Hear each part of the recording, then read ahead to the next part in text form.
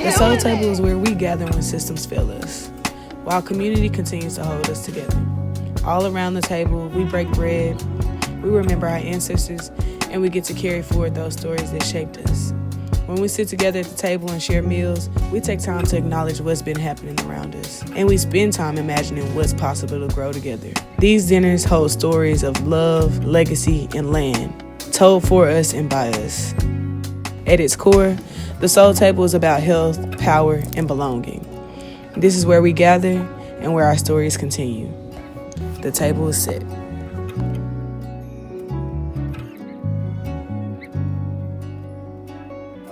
I talk a lot about my grandma because that's like my personal superhero. So I wanted to share her with y'all. Salmon croquettes, macaroni and cheese. I'm gonna do some potatoes because Kylon don't like macaroni and cheese, and some biscuits. And we got chicken because some people are allergic to seafood, and we got some greens and green beans. Like my entire family.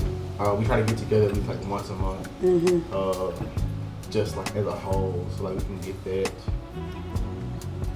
Recenter. Yeah, because like I've come to realize like when I'm going through like the toughest shit in my life, I go sit with my grandma, or I go sit with my mama at her job, or I call my sister on FaceTime or like whatever, because like they get me in a deeper way because we come from the same space, you know what I'm saying? We all have the same. Maybe not the same level, like we have some of the same traumas, because I do believe that trauma, It is. It makes its way through whatever. So it's like we connect on a thing, like even if we don't speak on that thing, I know you get it, you know. Yeah. And it makes sense. At the table, Sunday dinners, and like just being, you know, and having my nieces and nephews experience what I experienced, you know. That's love. Right? I ain't got no cousins. Seeing the next generation get what you got. Yeah. Passing it I also like what you said about like just your family knowing you the best. Like when the shit is tough. That's home. It's home. Yeah. And like if you think like these niggas knew you before you was here. They knew you before you was here. Like So it's like, bro, I know you got something going on. Yeah. You ain't gotta say it, but I know. My favorite fondest or favorite food memory. I had to have been maybe like 11 or 12. It's a family function. And every major holiday, my grandma cooks like sweet potato pies, right? I probably would have to say like just on holidays being in my grandparents' house with like my whole family. Like it's like a holiday, like maybe on a Sunday after church, you knew people was gonna be there, but you didn't know who was gonna be there. Major holidays, you knew like everybody was sliding. So man, just eat. I mean, eating all the time. Everybody else get like a group pie, but I get my own pie, right? It's like the end of the night, so it's not too many family members left. I already had like 3 slices, but I'm going for the jugular type. I go into the refrigerator because I like cold pie, and mine gone. And then I go to the backyard and I see one of my mom's first cousin eating the pie. I remember the logistics of cooking, like leaving home during the daytime or in the morning, whether it was Sunday, whatever day, because my folks cooked every day. But by the time we would get back, it would be done. I mean, just right, low and slow all day. You know, as a kid, it's like, well, we can't leave on the crock pot or the stove, but low and slow, you know. So I think just having my family all in one place at one time and thing, like I feel like that was a lot of the moments that shaped who I am as a creative, as a person. Hearing like different music from like family members that live out of town, you know, stuff like that. They bringing you like CDs and stuff for like gifts and all that. So I really don't play about the pie. Like It's the I'm causing the ruckus inside. Did you cause the ruckus with the cousin? Yeah, that too. For sure. But yeah, obviously my grandma made me another pie the next day. Oh, yeah. That's why you say you're her favorite. Yeah. So it's like you getting different flavors of the people that you originated from.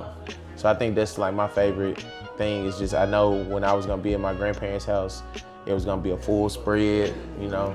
So that would be, that's the one that came to mind immediately. I love that. Yeah. Big families. You got a lot of cousins too. I do. Hell yeah.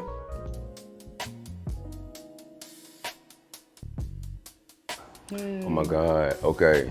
So my wife, we started Black Seeds in her inherited backyard. This is a place where she was raised at as a grandchild to her grandparents. The dinner table from the home that I grew up in Magnolia, Castella.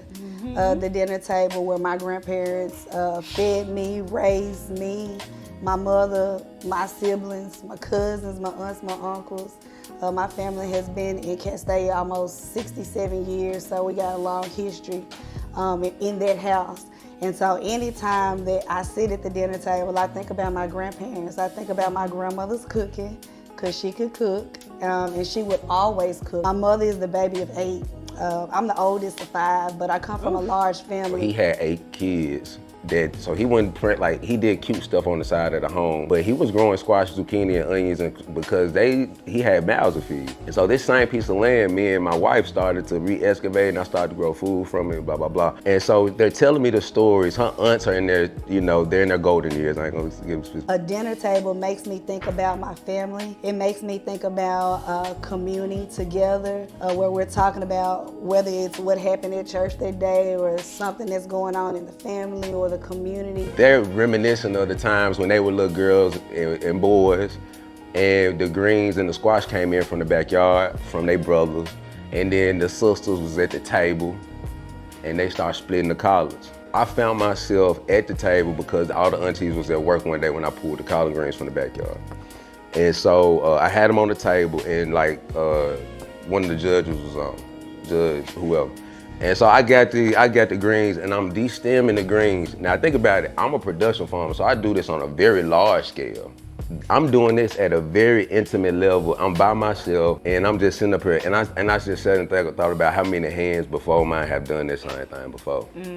And so I said, oh, let me be still for a second. And then I just started laughing. Yeah, I was like, man, this is crazy, because without the physical action, then it's just like an oral, you know what I'm saying? But you gotta have both of the things together in order to really understand to make it feel visceral, you know what I'm saying? It's almost like that space where we get a chance to kind of enjoy each other and eat good food and talk about whatever the subject is of choice at the time. Feel that. Yeah. Feel that. Love a big family vibe. Yes. I only have one on one side. That's super big.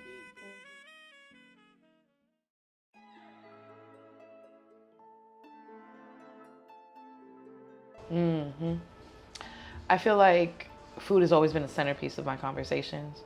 Food is very important to me. It brings some core memories out, but also like I grew up pretty poor. Like my mom was my single mom, 3 girls. So I know what it is to open the fridge and just have a banana and a milk in the fridge, and really depending on public schools to really feed me. And so I was a public school kid for sure. And when I got into public health, food was such an important part of me, because for the first time I stepped into a Whole Foods when I was 21, when I was in college. And so I was always wondering, like, why did it have to take for me to get to college to be exposed to really good food? And so throughout time, food is part of my conversations in public health, but I love sitting around a table and talking to people and just eating, breaking bread. I feel like that's always a big thing, cultural thing for me too. Because my grandmother, she's always created these big parties, not parties, but like dinner table type of setup that all the family members would come by. And over time, it became less and less. So the people who I'm around, like my friends, I love being in those spaces, being able to have dinner together and have chosen community and stuff like that. So food is super important, both like on the food equity side, but also on the communal side and bringing people together. And also I love being able to share my dishes, like mango and like arroz con huevo, or like los tres golpes, which is like mango and like salami and fried cheese. Like I really would love to do that. Okay. And I love doing that stuff. And so, yeah. Heard you. Next time. It's on the calendar. Okay. Booked. I gotta figure out the day, but okay. It's gonna be done. Yeah. Okay. Thank you. You're welcome. Thanks so much for being here. Thank you so Love much for having. Love you too. Not you shaking my hand like that. We doing this. That's why.